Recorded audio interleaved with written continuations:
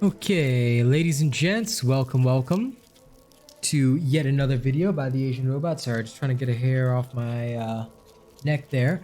All right, so what I'm going to be doing in this video is plain and simple. I'm going to show you the build that I use to kick the ass of the Heroic Radiant Escalation. This video will only contain the build. If you want to see the run, I've actually already timestamped it. Please be very clear on this. I did the run live on stream, solo and without using any tonics, all that stuff. I did it solo, okay? However, there is one thing I need you guys to understand. I did it completely solo, without any tonics, none of that stuff, but it is on the live stream. So if you want to see the actual combat of the Heroic Escalation, you want to see the Chronovore's new attack, go to that live stream. I have timestamped it in the description of the video, and the pinned comment on that stream shows the exact time that the run starts. So you can go in there and see the run live for yourself, okay? That way you can see the actual combat and not worry about having to watch it through in this video. But in this video, what I am going to cover is the build that I used to get that run done, all right? And what that build contains, okay? So starting off with the Night Terrors, which is the Thrax legendary, you've got a Berserker cell and a Parasitic cell in here, okay? In order to actually survive, you need to go up to Parasitic +6. All right. Outside, like if you just want to do Blazeworks or whatever, you can actually swap this Parasitic to a Predator cell, and that'll be fine. But for the Heroic Escalation, I highly recommend having +6 Parasitic, unless you are perfect at dodging every single attack. Up to you. I'm also wearing the new crown of many colors, as you can see, the so-called RGB crown. Special will be Reaper's Dance, standard. Hurricane Blades will be used as your mod, alright? However, if you do find that you get more use out of it, you can either use Lightweight Chain or Momentum Blades. But again, Hurricane Blades is generally the better choice. Stalker's Trap will be your bond of choice to increase your damage as much as possible, okay? You will then have Iceborne as your Omnicell. Skarn's Defiance with an Etheric Attunement cell as your Lantern. Okay. You will have Sight of Stone with a Parasitic cell. You will have Scravewing Jacket with an Endurance cell. You have your Fiery Gauntlets with a Predator cell. Alright. And Scravewing Boots with a Etheric Attunement cell. Now, if you are a fan of tonics, feel free to swap Etheric Attunement to Catalyst, like so. And that'll give you the tonic base perks, okay? But during my run, I used Etheric Attunement because we always do no tonic runs, okay? But it's up to you. If you choose to use tonic, just swap Etheric Attunement to Catalyst, okay? Very simple. Now let's go through the perks. Adrenaline of +6. This will grant you 3% damage for every 10 stamina missing. With +6 endurance in this build, you have up to 210 stamina, so you can go up to 63% damage with this. Etheric Attunement will help you cool down your lantern faster, allowing you to survive longer. Endurance will, as I mentioned, increase your stamina. Parasitic at +6 will delay 35% of the damage when you take a hit and give you 5% lifesteal. If you pair this up with Iceborne, you basically can reduce a lot of damage while lifestealing it back in combat, which is the playstyle that I used during the Radiant Escalation run, during the Heroic Radiant Escalation run.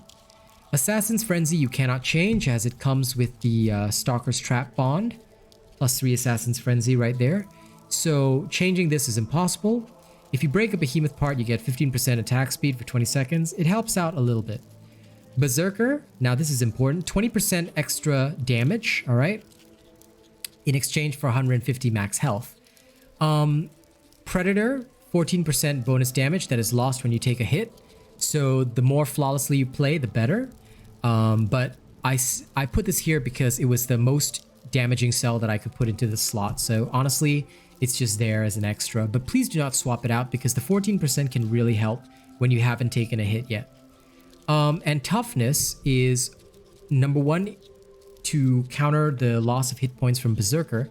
And the 15% increased healing means that your lifesteal works 15% better. It may not seem like a lot, but when you actually calculate the numbers, it comes out to a lot. So believe me that this +3 toughness is very helpful. Some people, after seeing this build, might comment, well, why don't we swap to parasitic here? Like, you can go full parasitic, and then you can put in even more damage here. Genuinely up to you.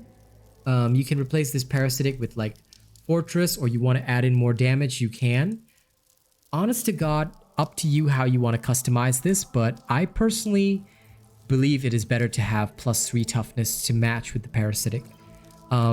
This gives you a larger buffer as well as increased healing from your lifesteal, for your lifesteal. So again, it was just very useful. Some people also suggest that you can go down to +3 parasitic. Again, up to you. You can take in +6 toughness and +3 parasitic instead, giving you a larger pool of hit points, and at the same time giving you 50% increased healing, which some people feel is better for the lifesteal. Again, honestly, your choice in the matter.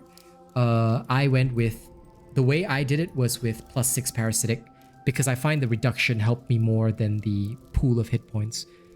Alira and several of the other behemoths hit very hard, so reducing damage all the way was more meaningful to me at least. Okay, so that is the build explained fully, and all the customizations that you can possibly do with that build.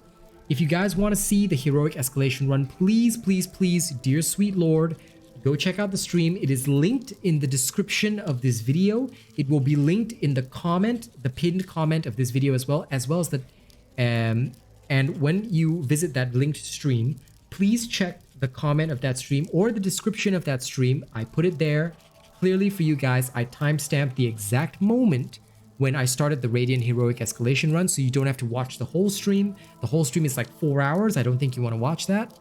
Just click on the timestamp and it will take you directly there, okay? Thank you guys for listening to me. If you enjoy my content, don't forget to like, share, and subscribe. If you want to support my channel, you can send a tip via the link in the description of the video. You can send super thanks on YouTube. You can join as a channel member, gaining access to various perks. You can send super chats when I'm on stream. Thank you very much if you decide to do any of that. And now we move over to our thank you scene. I know you guys have been missing this. Our Throne of Honor has gotten a little smaller, and I do understand it, especially with the current financial situation around the world. Death Dawning 982 is a Plus Ultra member. The Forgotten, Nate the Great, Rogue Assassin, Joshua Moritz, Oh Mr. Creampuff, Jerry Fast, Logan Schwartz, Zach NFG, all Prestige members. Thank you guys so much for keeping up your memberships. And we have June's top supporters, Bravo7910, Kazmanta, my lovely girl, Zabu Uzumaki, The Mighty Zeno, Death Dawning 982, Miss Eve, Old Mr. Creampuff, Daniel Titty, Darius Laszlo, Noisy, Rogue Assassin, Anarchy Inc., River Heath, Nate the Great, CJ on Pluto, Woolstar Hart, and Jordan Shelton. Thank you guys so much for supporting my stream during this difficult month. It has been a tough month for earnings, but I'm so proud of these people. Thank you for all being top supporters. If you get into these lists, you can request custom stuff. For the Throne of Honor, you have to be at least Plus Ultra, but yeah. These are all the services available. Thank you guys so much for supporting my channel, and I'll see you guys on the next one, okay? Y'all have a good night.